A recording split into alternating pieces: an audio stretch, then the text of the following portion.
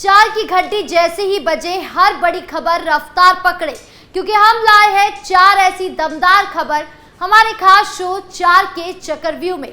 नमस्कार, capital TV Uttar Pradesh देख रहे हैं आप। मैं हूं आपके साथ राधिका राज। आज चार के चक्रव्यूह में सबसे पहले बात होगी रामनवमी की, जहां रामनवमी के मौके पर अयोध्या समेत पूरा देश राममय हुआ। फिर बात होगी संभल की, जहां संभल पुलिस स्टेशन में भीषण आग लग गई। जानेंगे ऐसा क्या हुआ कि पुलिस स्टेशन आग की चपेट में आ गया। साथ ही बात होगी यूपी के डिप्टी सीएम केशव प्रसाद मौर्य की, जिन्होंने अखिलेश यादव को जमकर घेरा। और आखिर में बात होगी बुलडोजर एक्शन के बीच किताबें बचाने वाली अनन्या की, जिससे अखिलेश यादव ने सम्मानित करने को कहा। तो क्या है पूरा मामला, जानेंगे विस्तार से। तो चलिए शुरू करते हैं चार का चक्रव्यूह। पहली खबर रामनवमी से जुड़ी है। दरअसल अयोध्या में रामनवमी पर प्रभु श्री रामलला का रामनवमी पर सूर्य अभिषेक हुआ। रामलला की सुबह से ही पूजा शुरू हो गई थी। इस दौरान रामनवमी के अवसर पर बड़ी संख्या में श्रद्धालु राम जन्मभूमि मंदिर में रामलला के दर्शन के लिए पहुंचे। 6 अप्रैल को ठीक 12 बजे सूर्य अभिषेक हुआ और श्री रामलला के ललाट पर सीधे सूर्य की किरणें पड़ी। श्रद्धालु के मद्देनजर सुरक्षा के पुख्ता बंदोबस्त किए गए थे। हनुमानगढ़ी के महंत संजय दास ने रामनवमी पर कहा कि यह अद्भुत और अलौकिक है। अयोध्या नरेश दशरथ भगवान श्री राम सूर्यवंशी थे। जिस समय भगवान राम का जन्म हुआ था, उस समय स्वयं भगवान सूर्य 1 महीने तक उनकी लीला देखते रहते थे। इसीलिए ये 4 मिनट का सूर्य तिलक बहुत महत्वपूर्ण है और सभी सनातन धर्मी इस संजोग का बेसब्री से इंतजार कर रहे थे। महंत संजय दास ने कहा कि जिस प्रकार से भगवान उस क्षण का इंतजार कर रहे थे, वह अपने आप में अटूट है, क्योंकि सभी सनातन धर्मी और हिंदू उस क्षण का इंतजार कर रहे थे। रुड़की के वैज्ञानिक इसका परीक्षण कर रहे थे।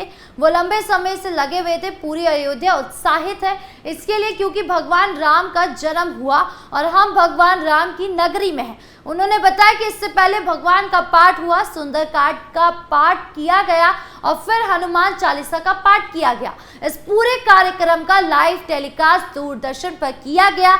साथ ही अयोध्या समेत कई शहरों में बड़ी बड़ी एलईडी स्क्रीन लगाकर इसका लाइव प्रसारण किया गया। इस दौरान अयोध्या में करीब 4 लाख श्रद्धालु के पहुंचने का आकलन है। तो वहीं रामनवमी को देखते हुए मंदिर में दर्शन के टाइम का भी बदलाव किया गया। शेड्यूल की बात करें तो रामनवमी के दिन रामलला की सुबह से ही पूजा शुरू हो गई थी।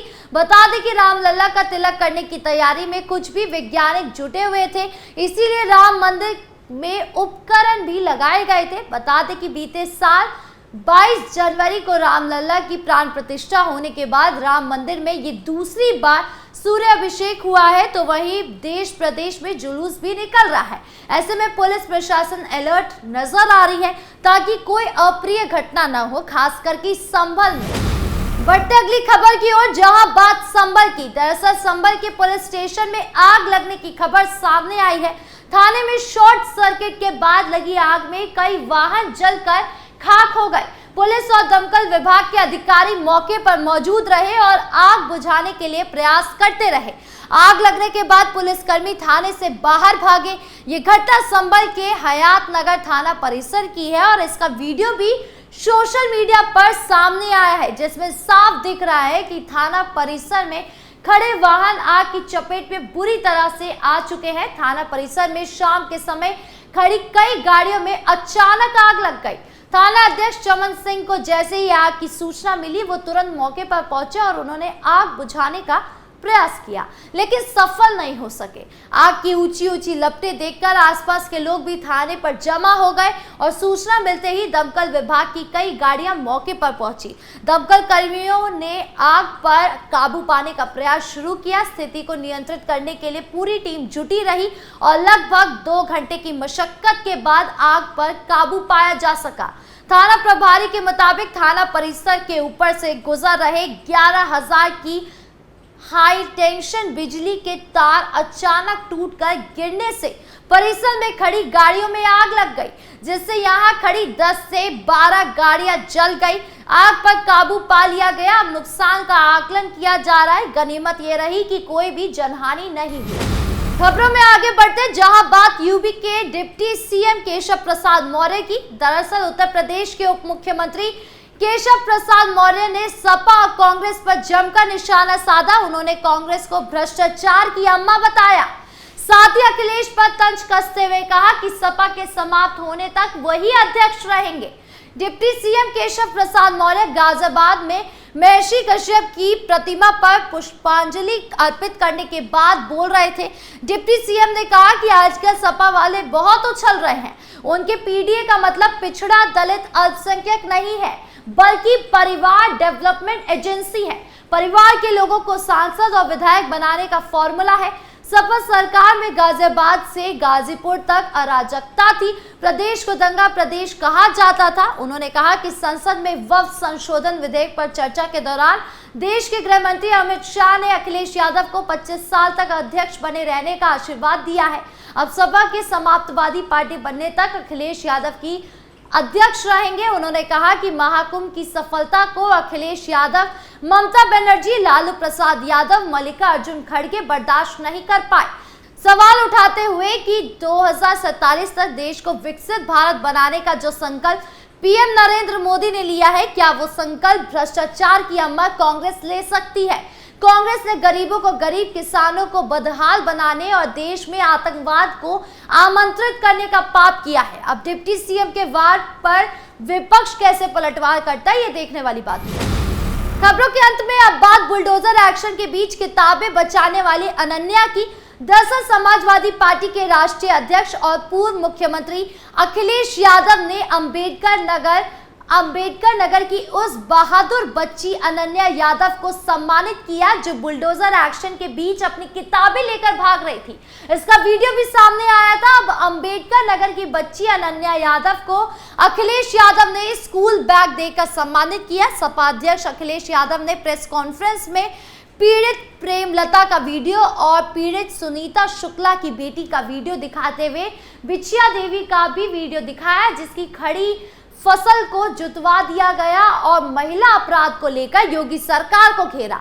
सपा चीफ अखिलेश यादव ने कहा, मैं कहूंगा सरकार से कि अनन्या बेटी को और उसके परिवार को जीरो पॉवर्टी योजना से जोड़ दे। उस बेटी और उसके गांव में जितने गरीब लोग हैं उन्हें प्रधानमंत्री आवास देना चाहिए। सपा चीफ अखिलेश यादव ने इस प्रेस कॉन्फ्रेंस में कहा कि भ्रष्टाचार और कानून व्यवस्था को लेकर जीरो टॉलरेंस की नीति पर काम करने की बात कही गई थी। अब बीजेपी के लोग न्याय मांग रहे हैं।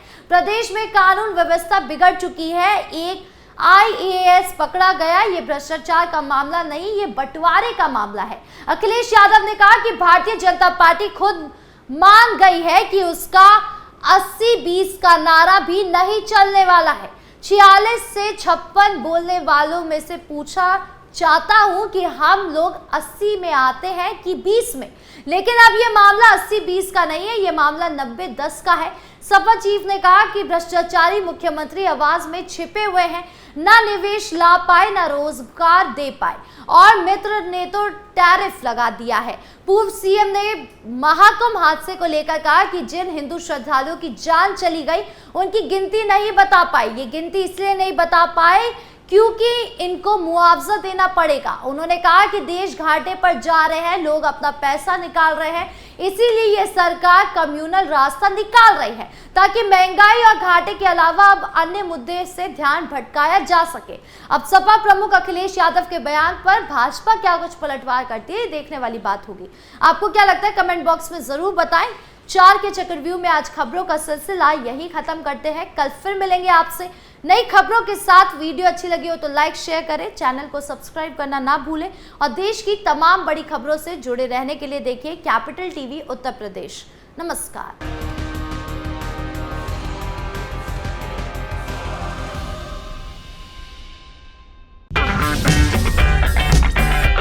अगर आपको हमारा वीडियो पसंद आया हो तो इसे लाइक करें, हमारे चैनल को सब्सक्राइब करें और हाँ, बेल आइकन दबाना ना भूलें ताकि आप तक हमारे वीडियो की नोटिफिकेशन पहुंचती रहे। आप अपना सुझाव हमें कमेंट बॉक्स में दे सकते हैं। हमारे साथ जुड़ने के लिए शुक्रिया।